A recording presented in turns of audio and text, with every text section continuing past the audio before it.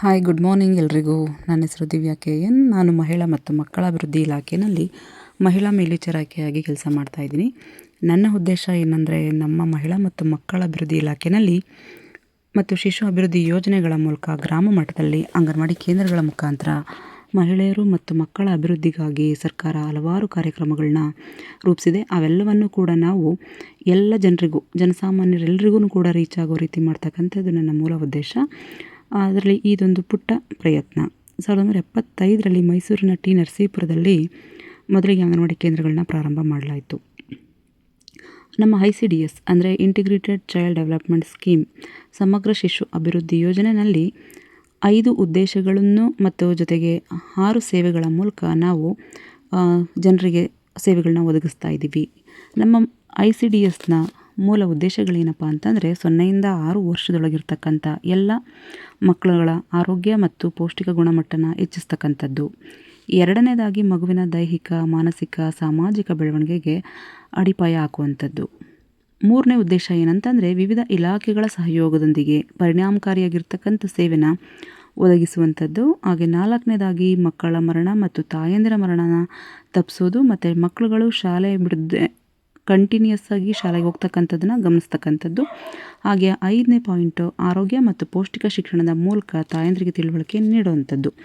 ಈ 5 ಉದ್ದೇಶಗಳನ್ನು ಸಮಗ್ರ ಶಿಶು ಅಭಿವೃದ್ಧಿ ಯೋಜನೆ ಸೇವೆಗಳಲ್ಲಿ 6 ಸೇವೆಗಳನ್ನು ಒಳಗೊಂಡಂತೆ ನಾವು ಸೇವೆಗಳನ್ನ ಜನರಿಗೆ ಒದಗಿಸ್ತಾ ಇದ್ದೀವಿ.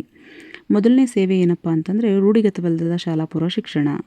ಎರಡನೇದಾಗಿ ಪೂರಕ ಪೌಷ್ಟಿಕ ಆಹಾರ. 3ನೇ ಸೇವೆ ಏನಂದರೆ ರೋಗ ನಿರೋಧಕ ಚುಚ್ಚುಮದ್ದುಗಳು.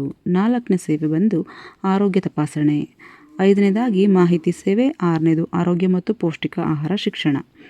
ಈ ಎಲ್ಲ ಸೇವೆಗಳನ್ನು ಕೂಡ ನಾವು ಜನಸಾಮಾನ್ಯರಿಗೆ ಕೊಡ್ತಾ ಇದ್ದೀವಿ. ಅದರಲ್ಲಿ ನಾವೀಗ ಮೊದಲನೇದಾಗಿ ನಿಮಗೆ ಹೇಳಿದಾಗೆ ರೂಢಿಗತವಲ್ಲದ ಶಾಲಾ ಪೂರ್ವ ಶಿಕ್ಷಣ ಅಂತಂದರೆ, ನಮ್ಮಲ್ಲಿ 0ಯಿಂದ 6 ವರ್ಷ ತನಗಿರ್ತಕ್ಕಂಥ ಎಲ್ಲ ಮಕ್ಕಳುಗಳು ಕೂಡ ಅಂಗನವಾಡಿ ಕೇಂದ್ರಕ್ಕೆ ದಾಖಲಾಗಿರ್ತಾರೆ. ಆದರೆ ನಾವು 3ರಿಂದ 6 ವರ್ಷದ ಮಕ್ಕಳುಗಳನ್ನು ಶಾಲಾ ಪೂರ್ವ ಶಿಕ್ಷಣಕ್ಕೆ ಒಳಪಡ್ತವೆ. ಆ ಎಲ್ಲ ಮಕ್ಕಳುಗಳನ್ನು ಕೂಡ ನಾವು ನಿರ್ದಿಷ್ಟವಾಗಿ ಇಂಥದ್ದೇ ವಿಚಾರಗಳನ್ನ ತಿಳಿಬೇಕು, ಕಲ್ತ್ಕೋಬೇಕು ಅನ್ನೋ ರೀತಿ ಅಲ್ಲದೆ ಅವ್ರಿಗೆ ಹಾಡಿನ ಮೂಲಕ, ಕಥೆಗಳ ಮೂಲಕ ಶಾಲಾ ಪೂರ್ವ ಶಿಕ್ಷಣ ನಡೆಸ್ತಾ ಇದ್ದೀವಿ. ಇನ್ನು ಎರಡನೇದಾಗಿ ಪೂರಕ ಪೌಷ್ಟಿಕ ಆಹಾರ. ಪೂರಕವಾಗಿ ಪೌಷ್ಟಿಕ ಆಹಾರಗಳನ್ನು ಗರ್ಭಿಣಿ, ಬಾಣಂತಿಯರು ಮತ್ತು ಮಕ್ಕಳುಗಳಿಗೆ ನಾವು ಸೇವೆಗಳನ್ನ ಒದಗಿಸ್ತಾ ಇದ್ದೀವಿ. ಇನ್ನು 3ನೇದಾಗಿ ರೋಗ ನಿರೋಧಕ ಚುಚ್ಚುಮದ್ದು.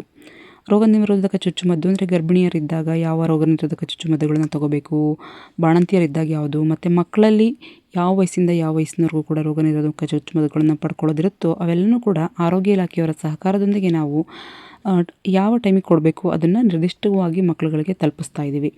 ಅದೇ ರೀತಿ ಆರೋಗ್ಯ ತಪಾಸಣೆ. ಪ್ರತಿ 3 ತಿಂಗಳಿಗೊಂದ್ಸಲ ನಾವು ಮಕ್ಕಳುಗಳಿಗೆ ಆರೋಗ್ಯ ತಪಾಸಣೆನ ಆರೋಗ್ಯ ಇಲಾಖೆಯವರ ಸಹಕಾರದಿಂದ ಅಂಗನವಾಡಿ ಕೇಂದ್ರಗಳಲ್ಲಿ ನಡೆಸ್ತಾ ಇದ್ದೀವಿ. ಅದೇ ರೀತಿ ಮಾಹಿತಿ ಸೇವೆ. ಆರೋಗ್ಯದಲ್ಲಿ ಏನಾದರೂ ತೊಂದರೆ ಆದಂಥ ಸಂದರ್ಭದಲ್ಲಿ ಅವ್ರಿಗೆ ನಿರ್ದಿಷ್ಟವಾಗಿ ಗೈಡ್ ಮಾಡಿ, ಮಕ್ಕಳ ತಾಯಂದಿರಿಗಾಗಿರ್ಬೋದು, ಮಕ್ಕಳನ್ನಾಗಿರ್ಬೋದು, ಅವ್ರುಗಳಿಗೆ ಮಾಹಿತಿ ಸೇವೆನ ಅಂದರೆ ಯಾವ ಆಸ್ಪತ್ರೆಯಲ್ಲಿ ಅವ್ರಿಗೆ ಚಿಕಿತ್ಸೆನ ತಗೋಬೇಕು ಮತ್ತು ಯಾರನ್ನ ಅವರು ಭೇಟಿ ಆಗಬೇಕು ಅನ್ನೋ ವಿಚಾರವಾಗಿ ಅವ್ರಿಗೆ ಮಾಹಿತಿನ ತಿಳಿಸ್ಕೊಟ್ಟು ಮಾಹಿತಿ ಸೇವೆನ ಒದಗಿಸ್ತಾ ಇದ್ದೀವಿ.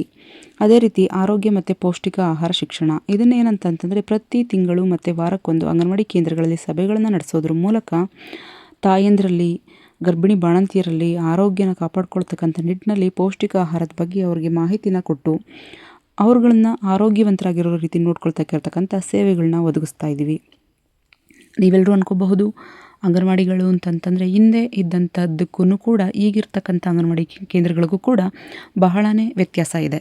ಯಾಕಂತಂದರೆ ಹಿಂದೆ ಬರೀ ಅಂಗನವಾಡಿ ಕೇಂದ್ರಗಳಲ್ಲಿ ಅಂತಂದರೆ ಒಂದು ಊಟ ಕೊಡ್ತಕ್ಕಂಥ ಕೇಂದ್ರ ಅಥವಾ ಉಂಡೆ ಕೊಡ್ತಾಯಿದ್ರು ಅಂತಕ್ಕಂಥದ್ದು ಎಲ್ಲರೂ ಮಾತಾಡ್ತಕ್ಕಂಥ ರೀತಿ. ಬಟ್ ಇವತ್ತಿನ ಅಂಗನವಾಡಿ ಕೇಂದ್ರಗಳು ಹಿಂದಿನ ರೀತಿ ಇಲ್ಲ. ಇವತ್ತೆಲ್ಲ ಕೂಡ ಡಿಜಿಟಲೈಸ್ ಆಗಿದೆ. ನಮ್ಮ ಅಂಗನವಾಡಿ ಕೇಂದ್ರಗಳಲ್ಲಿ ಪ್ರತಿಯೊಂದು ಅಂಗನವಾಡಿ ಕೇಂದ್ರಗಳಿಗೂ ಕೂಡ ಮೂಲಭೂತ ಸೌಕರ್ಯಗಳನ್ನು ಒದಗಿಸ್ಕೊಟ್ಟಿದ್ದೀವಿ. ಜೊತೆಗೆ ಆ ಅಂಗನವಾಡಿ ಕೇಂದ್ರಗಳಲ್ಲಿ ತರಬೇತಿ ಆಗಿರ್ತಕ್ಕಂಥ ಅಂಗನವಾಡಿ ಕಾರ್ಯಕರ್ತೆಯರು ಮತ್ತು ಸಹಾಯಕಿಯರು ಕರ್ತವ್ಯ ನಿರ್ವಹಿಸ್ತಾ ಇರ್ತಾರೆ.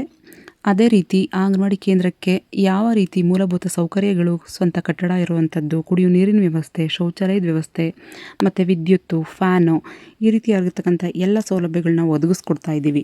ಸೊ ಹಾಗಾಗಿ ನನ್ನ ನೆಚ್ಚಿನ ಎಲ್ಲ ತಾಯಂದಿರಿಗೂ ಕೂಡ ನಾನು ಮನವಿ ಮಾಡ್ಕೊಳ್ಳೋದೇನಂತಂದರೆ,